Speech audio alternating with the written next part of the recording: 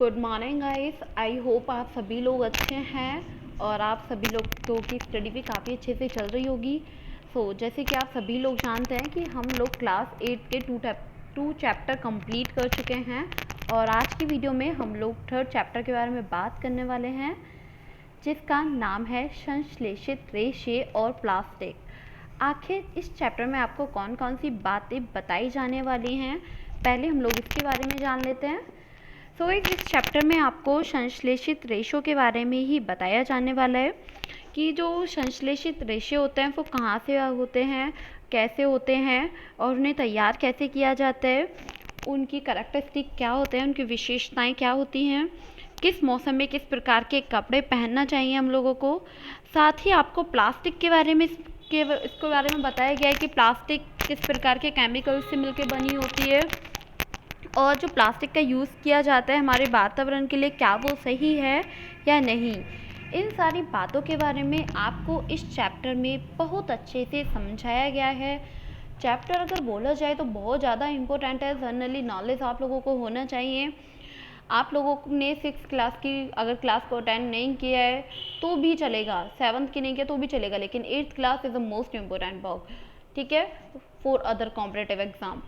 तो आप लोगों को काफ़ी अच्छे से पढ़ना होगा, क्लास को डेली अटेंड करना होगा, एक भी दिन आपको क्लास नहीं मिस करना है।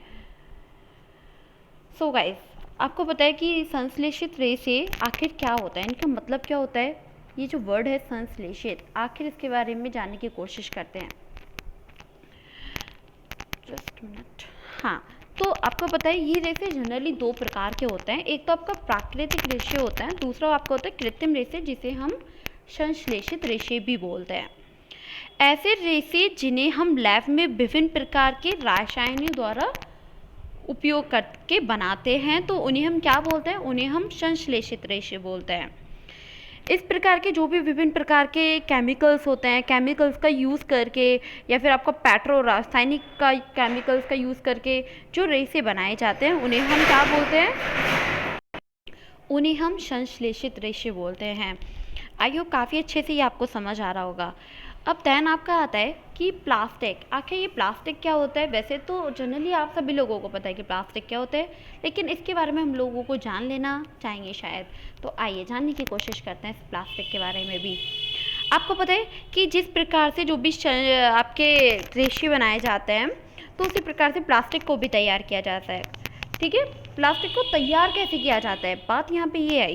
तो प्लास्टिक को तैयार करने के लिए केमिकल्स का यूज़ किया जाता है, ठीक है, और प्लास्टिक का उपयोग जो किया जा रहा है वो काफ़ी अच्छे से किया जा रहा है।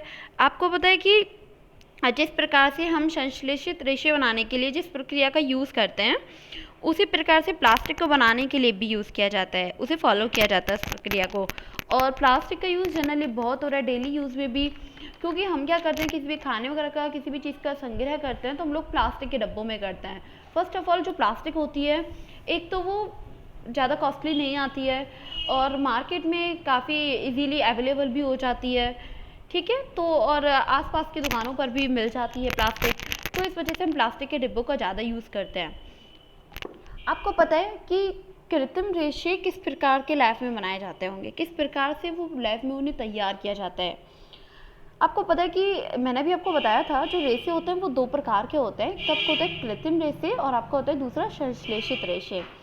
प्राकृतिक रेशे उन्हें बोलते हैं जो हमें प्रकृति से मिलते हैं, ठीक है। जैसे कि आपका पेड़ पौधों से, जंतुओं से जो रेशे मिलते हैं उसे हम उसे प्राकृतिक रेशे बोलते हैं। अब संश्लेषित रेशे क्या होता है। संश्लेषित रेशे जो विभिन्न प्रकार के केमिकल या फिर आपका रासायनिक का उपयोग करके बनाए जाते हैं उन्हें हम संश्लेषित रेशे बोलते हैं। आपको पता है कि रेशों का काफ़ी यूज़ किया जाता है हमारी लाइफ में, जैसे कि लाइक ऐसा कि गर्मियां हैं, इस टाइम भी अगर हम सूती कपड़े पहनते हैं, गर्मियों में सूती कपड़े पहनना मोस्टली लोग पसंद करते हैं। रीज़न इसका ये है, जो सूती कपड़े होते हैं ना वो पसीने को हमारी बॉडी से बहुत जल्दी एब्जॉर्ब कर लेते हैं, जिससे पसीना सूख जाता है और हमारी जो बॉडी है ना वो बहुत अच्छा फील करने लगती है, कंफर्टेबल फील करती है और पसीने का वाष्पीकरण हो जाता है और उसके बाद से हमारी बॉडी बहुत ही अच्छा फील करने लगती है। इसीलिए हम लोग सूती कपड़ों को पहनना पसंद करते हैं गर्मियों के टाइम में। अब जो सूती कपड़े होते हैं उनके यूज़ होने वाले जो रेसे होते हैं उन्हें हम नेचुरल रेसे बोलते हैं, प्राकृतिक रेसे। इसमें संश्लेषित रेशों का यूज़ नहीं किया जाता है, क्योंकि जो संश्लेषित रेशे होते हैं उनके अंदर ये कैरेक्टरिस्टिक नहीं होती, उनके अंदर ये विशेषता नहीं होती है कि वो पसीने को एब्जॉर्ब कर पाएँ। ठीक है, आई होप काफ़ी अच्छे से आपको समझ आ रहा होगा। अगर कोई भी डाउट रहे तो आप उसे कमेंट बॉक्स में ज़रूर क्लियर कर लें। अब आपका आता है कि जो संश्लेषित रेशे होते हैं उनको किस प्रकार से तैयार किया जाता है, उन्हें किस प्रकार से बनाया जाता है। सो गाइस, आपको पता है कि विभिन्न प्रकार के रेशे बनाने के लिए हम जो भी विभिन्न प्रकार के रेशे बनाने का जो भी प्रोसेस है उसे हम क्या बोलते हैं, आपको पता है, हम उसे पॉलीमराइजेशन बोलते हैं। और बहुत सारी ऐसी छोटी छोटी इकाइयों को जोड़ के एक श्रृंखला बनाई जाती है।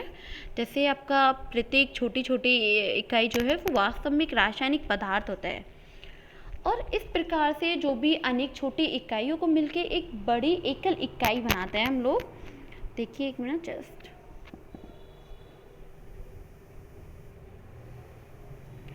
जो बहुलक कहलाती है, और इंग्लिश में हम इसे पॉलीमर बोलते हैं।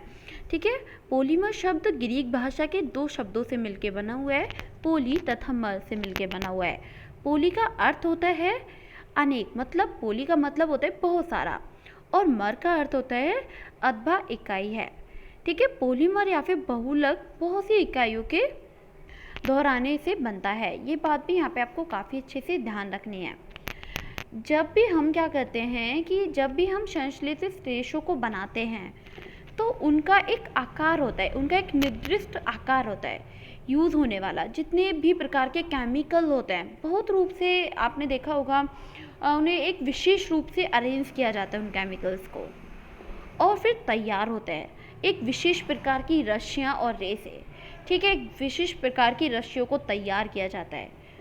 आपको पता है कि बहुलक जो भी आपका, आप इसे रीड करिए एक मिनट। आपको पता है कि बहुलक क्या होता है, बहुलक प्रकृति में पाए जाते हैं। फॉर एग्जाम्पल कपास जो होता है वो एक बहुलक है, और सेलुलोज कहलाता है, उसे क्या बोलते हैं, सेलुलोज कहलाता है। अब जो सेलुलोज होता है वो बड़ी संख्या में ग्लूकोज की इकाइयों द्वारा निर्मित किया जाता है। ये बात भी यहाँ पे आपको काफ़ी अच्छे से समझ लेनी होगी। अगर आप लोगों का कोई भी डाउट रहे तो आप उसे कमेंट बॉक्स में क्लियर कर सकते हैं। आपको पता है कि आज के वीडियो में हमने जाना कि जो संश्लेषित रेशे होते हैं वो क्या होते हैं, प्लास्टिक क्या होती है, और प्राकृतिक रेशे हम किसे बोलते हैं, और संश्लेषित रेशे हम किसे बोलते हैं। रेशों को कैसे तैयार किया जाता है, ठीक है, और हमें गर्मियों में किस प्रकार के कपड़े पहनने चाहिए, सूती कपड़े पहनने चाहिए, और जो सूती कपड़े होते हैं वो किस प्रकार के रेशे से बने होते हैं। आई होप ये सारे टॉपिक आपको बहुत ही अच्छे से समझ आए होंगे। अगर आप लोगों का कोई भी डाउट है तो आप उसे कमेंट बॉक्स में क्लियर करना बिल्कुल न भूलें। आज के लिए इतना ही।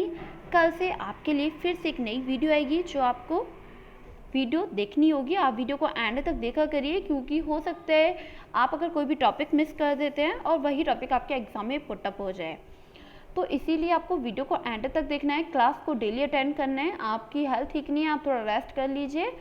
अगर आपकी आइज़ में दर्द हो रहा है वीडियो को देखते देखते, तो आप उसको क्या करें, आप वीडियो को ओपन करके ईयरफोन लगाइए, आप उसको सुनते रहिए, समझने की कोशिश करिए। ठीक है, so thank you, bye bye, take care.